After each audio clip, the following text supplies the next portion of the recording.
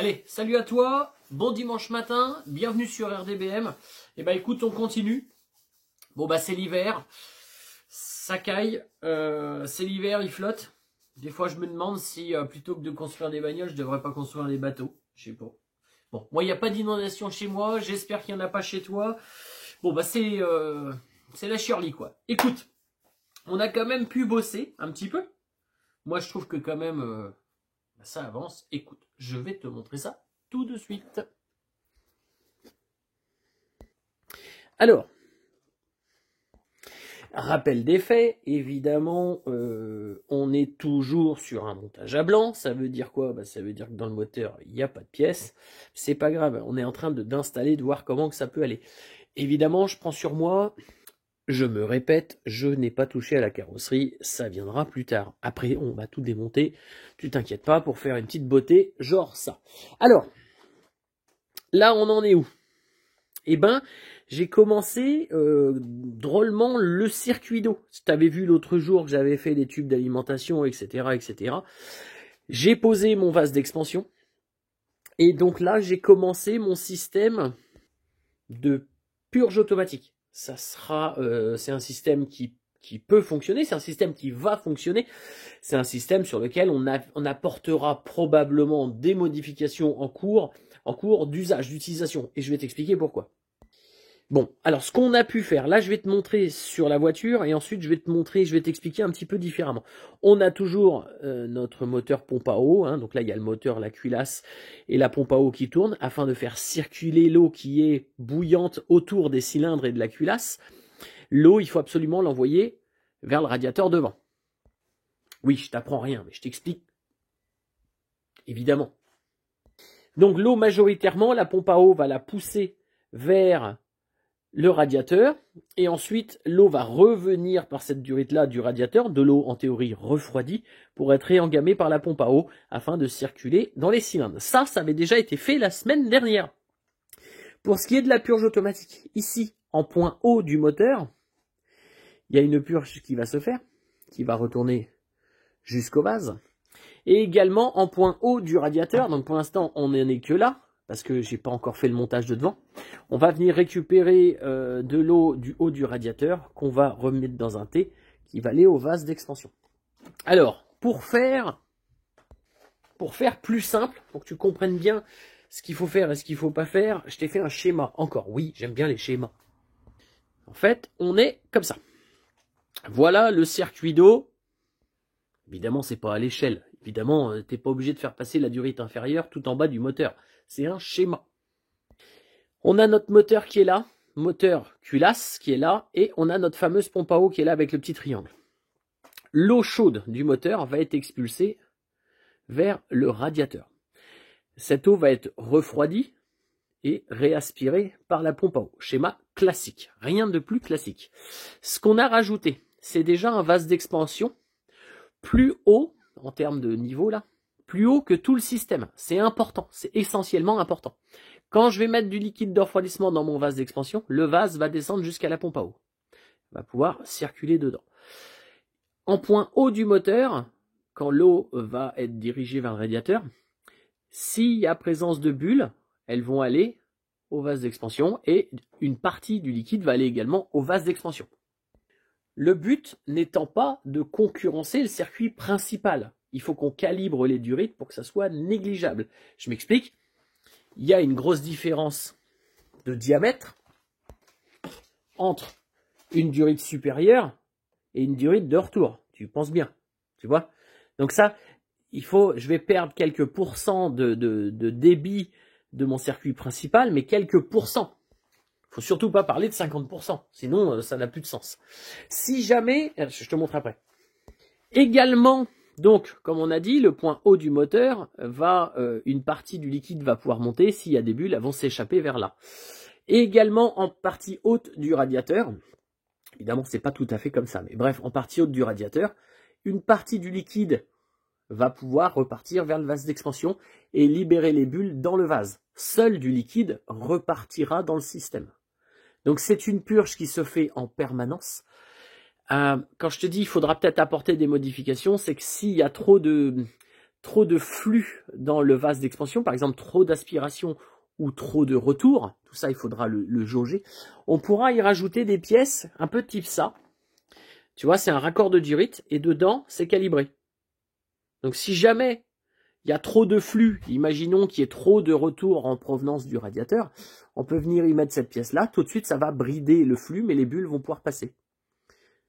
Ça, bon, ça je récupère. Hein. Si tu récupères pas, t'en fabriques. Hein. Voilà. Quand je te dis que je récupère, c'est que je récupère plein de petites choses sur les voitures modernes. Oui, y a pas, tout n'est pas à jeter, faut pas déconner. Il y a quand même eu quelques années de technologie. Là, ce sont des exemples de ce que je peux récupérer. Par exemple, une durite comme ça, c'est un raccord, hein, y a une durite qu'on peut enlever, avec une purge dessus. Ça aurait pu me servir. Pour l'instant, non. Qu'est-ce que j'ai récupéré? Ça, c'est carrément bien. C'est carrément bien, tu peux les retirer au cutter, hein, tu les enlèves. C'est un raccord rapide, mâle-femelle, ce qui te permet de faire une interconnexion. Et à l'aide de durites comme ça, en les chauffant, tu arrives à remettre. Là, par exemple, c'est ce que j'ai fait ici. Ici, c'est un raccord à emmancher sur une durite. Bah, j'ai chauffé, tac, j'ai défait, j'ai refait. Idem ici. Par exemple, ça. Là, l'idée, c'est que quand on va déposer le moteur, déposer, reposer, on va pas le faire tous les jours, hein, mais plutôt que de dévisser des colliers, on pourra défaire le raccord. Ça, c'est quand même pratique. Et ça se trouve globalement sur toutes les voitures modernes. Donc là, ça va partir vers le radiateur de devant. On va faire une longue durite ici, là, on va se connecter. Et on va connecter, par exemple, quelque chose comme ça. Alors ça, c'est pas le bon diamètre, mais j'en ai du bon diamètre. Une durite rigide comme ça, qui va pouvoir cheminer le long de la poutre centrale jusqu'au radiateur devant. Il faudra évidemment protéger avec des choses comme ça, là, tu vois, qui sont rajoutées. Protéger les durites, protéger les trucs contre les frottements, mais tout ça, on le fera après. Ça, c'est une protection qui a été rajoutée après. Ou alors un écarteur comme ça. Ça, là, c'était sûrement pour que la durite soit immobilisée et ne vienne pas frotter. C'est très important. Très, par exemple, ici, là, ça frotte, là, ici. Bon, bah ça peut pas rester, quoi. Parce que les vibrations, elles vont te couper le tuyau. Bon, écoute, voilà ce qu'on a fait. Donc, moi, je trouve que le circuit d'eau... Hop, attends, à chaque fois... Hop. Voilà, pardon. Le circuit d'eau est pas mal. Donc, en point haut de la pompe à eau, alors, ça aurait été mieux ici, mais je peux pas trop. Bon, le flux fera le reste. En partie haute de la pompe à eau, retour en vase. En partie haute du radiateur, ici, en dessous, avec le manchon en T, là, ici. Voilà. Et puis, le vase d'expansion, lui, quand on le remplit, il se remplit ici, il coule le long de la culasse, hop, et il va remplir en partie basse de la pompe à eau. Écoute, royal. Moi, je dis royal. Bon, qu'est-ce qu'on a fait d'autre? Hop, excuse-moi. Ça ira en dessous. Il faudra qu'on fasse la bonne longueur. J'ai légèrement changé le cheminement de mon tuyau de dump valve. Il passait au-dessus. Écoute, on va le faire suivre. J'ai récupéré encore une fois des écarteurs de voitures modernes. Ça là, tac. C'est juste à clipser. Ça me permet de garder une distance entre les deux durites, d'éviter que ça frotte. Écoute, ça fit pas mal du tout. J'ai récupéré... Ouais, ça fait partie du cahier des charges, que de pas tout acheter. Et oui, mais j'ai récupéré, mais c'est la zob, je vais te montrer. D'une belle Volvo. Bon, 5 cylindres, ici avec ça je l'aurais coupé. Pour l'écart entre les injecteurs, pour les monter là. Tu vois l'écart entre les trucs là, entre les injecteurs ici. Et ben là, tu as 1/4 de millimètre d'écart entre chaque de différence. Ce qui fait que la rampe comme ça en alu, tu peux te la mettre où je pense. Donc ça, c'est ballot. C'est ballot parce que c'était une belle rampe en aluminium qui aurait pu me servir. Bon, la forme va faire qu'elle ira pas, hein, mais écoute. Bon, là j'ai récupéré par contre le système de commande câble d'accélérateur. Alors là, tu vas me dire, on est sur du rudimentaire. Certes, mais ça se visse pile poil. Ça, c'est le prochain chantier de la journée. Hein. Je ne vais pas te bassiner toute la semaine avec ça. Le truc, c'est que le câble d'accélérateur, il vient de l'avant de la voiture. Logique. Et que le câble d'accélérateur, il est là. Alors, on va pas faire toute une grande boucle de la mort. Cette pièce-là, elle se fixe ici. Avec la rotule, un peu dans l'autre sens, pardon. Et là, tu as le renvoi d'angle tout bien. Donc là, la pièce, elle est pourrave. Je viens juste de la retrouver. Mais on va installer ça. On va la nettoyer. Là, on va la restaurer après. Hein. On va pas la laisser pourrave comme ça. On va l'installer. Mettre la biellette de commande pour, ici, le papillon de gaz. Et on va faire un système de maintien de câble, quelque part, là, qui c'est bien. Donc, et puis réglable, hein, évidemment. Pour que, eh ben oui, autant les freins, on s'en fout. Mais l'accélérateur, c'est important quand même. Non, je plaisante, les freins, c'est... faut faire gaffe, hein, les modifications, comme je t'ai dit, c'est pas faire tout et n'importe quoi. Bon, ça, c'est pas mal. Et en parallèle, là, je commence le béquillage du turbo. Plus complexe, mais on va y arriver. Hein, pour rappel, il est loin là-bas. Alors, et il tient vachement bien. C'est vachement bien. Mais il est clair qu'avec les vibrations en bout, les vibrations, le poids qu'il fait, les montées en température, ou ça se déforme ou ça pète. Ça, je vois pas d'autre alternative. Donc, il faut absolument qu'on lui fasse en 3 directions un béquillage. 3 directions va l'immobiliser. Si tu mets que 1 ou 2, il y a toujours un angle. 3 directions un petit peu réfléchies et ton turbo, il sera fixé en apesanteur, il sera bien fixé. Donc ça, c'est important, il faut qu'on le fasse. Bon, c'est quelque chose qui... je vais me prendre la tête à le faire, mais on va y arriver. Si je me suis pris la tête aussi sur la bobine d'allumage, elle me sort par tous les orifices. Elle est là. Elle est là. Et c'est un beau modèle. Attends, je vais te mettre là. Tu vois là? Tu tombes pas. C'est un beau modèle. Franchement, c'est un modèle qui est bien pour mon projet. Hein. C'est pas mal. Hein. C'est la bonne technologie. Mais c'est pas plat en dessous, ici, là. J'arrive pas à la poser, à la positionner correctement sur mon moteur. Elle est toujours un peu en brinque-balle. Encore une fois, c'est très lourd. Si c'est mal fixé, les vibrations, le poids, ça va me la faire casser. Je vais casser quelque chose, je vais casser la vis, casser la fixation, fissurer la bobine. Ça va foirer. Donc ça me les brise. Et je vais voir si je vais pas trouver, au lieu d'une jumeau statique, deux doubles. C'est séparé en deux. Ça revient technologiquement, c'est la même chose. Mais ça serait peut-être plus facile à installer.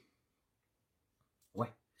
Peut-être. Tout ça peut-être. Donc si tu as une idée de bobine double, donc c'est la même mais en séparé en deux, si tu as un modèle de voiture sur lequel je peux aller pirater ça en casse, bah, ça serait de la balle.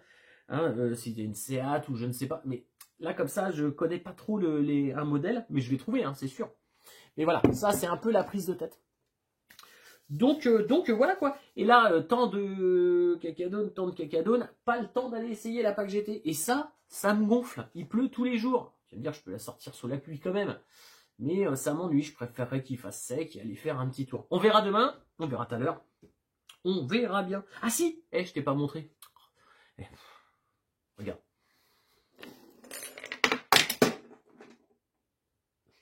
Faudra la retrouver. J'ai monté le radiateur d'huile. Donc, alors j'ai mis des gaines de protection. Ça, autour des flexibles, c'est de la gaine à nez. Autour des flexibles parce que j'ai peur que les frottements m'abîment à long terme là, à force de jouer avec. Bon, qu'est-ce qu'on a? On a notre platine qui était derrière là-bas, qui est correctement fixée. Les deux tuyaux, on récupère l'attache d'origine qui est déjà fixée sur le châssis, qui tient les deux tuyaux. Protection. Et donc le radiateur, il est là.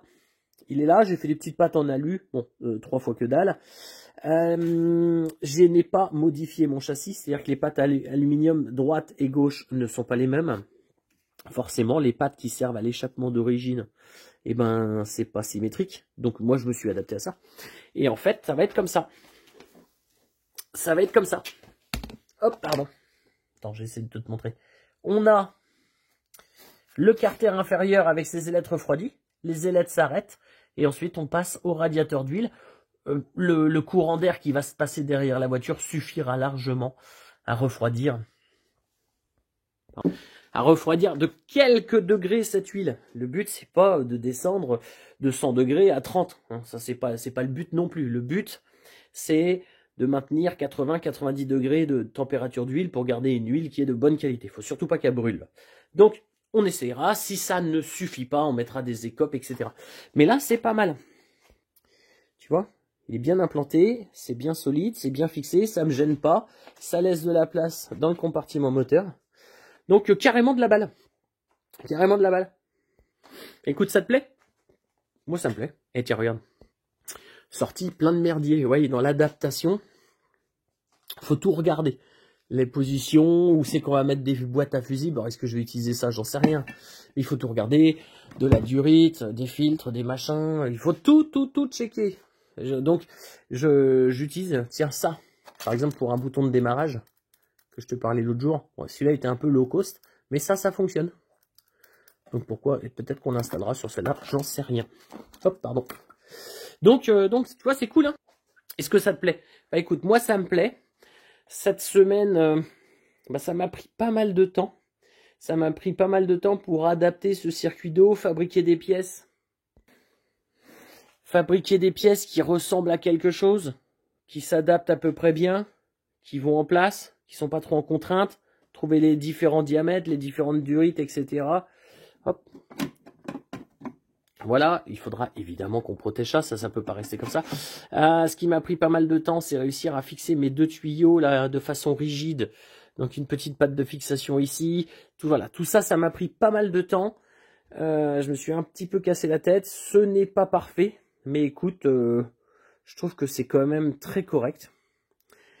Trouver quelques bouchons. Là d'ailleurs, tu pourrais peut-être me dire... ouais, je vais monter une gestion programmable micro-square. Micro. Est-ce qu'une micro-square est capable de gérer un régulateur de ralenti type Clio 16S, 405 MI16, 3 litres 24 soupapes, etc. Ça, c'est un régulateur de ralenti. Dans la notice, j'ai pas trouvé de bonnes explications. Parce que on est capable, avec cette gestion-là, de gérer un ralenti à chaud, à froid, sans un régulateur de ralenti. On est capable, c'est possible. Mais c'est quand même moins précis. Un régulateur de ralenti, ça sert à bien réguler un ralenti, avoir un truc propre et tout. Donc j'aimerais monter ça. Et ça se monte, c'est une sorte de robinet d'air. En fait, c'est un bypass d'air qui va pouvoir se monter facilement. Je te montre. Pour chanter en fait le papillon des gaz, c'est-à-dire que je fais passer de l'air de là à là directement, de là à là, sans passer par le papillon, et mon ralenti va monter. Je ferme complètement, mon ralenti descend. Donc, tu vois, le montage, il serait facile à faire en le mettant vers là, ça serait carrément cool. Mais je ne sais pas, donc toi peut-être que tu en as déjà mis, tu peux me dire comment tu aurais branché, sachant que c'est un 3 fils, hein, plus, moins, et puis un signal de commande. Donc si tu sais si Microsquare est capable de gérer ça, bah j'attends ton aide, tes conseils. Hein, bah oui, il n'y a pas que moi qui... Hein. Donc voilà, bah, j'espère que cette petite avancée t'aura plu. Petit mais sûrement quand même, on n'a pas fait rien du tout. Ce qu'on a fait, bah moi je trouve que c'est bien. Donc je te remercie. Donne-moi tes avis, tes conseils. J'attends tes retours. Et si tu le veux bien, à dimanche prochain, même heure, même endroit. Laurent, RDBM. Allez, merci à toi, merci à tous. Et à dimanche.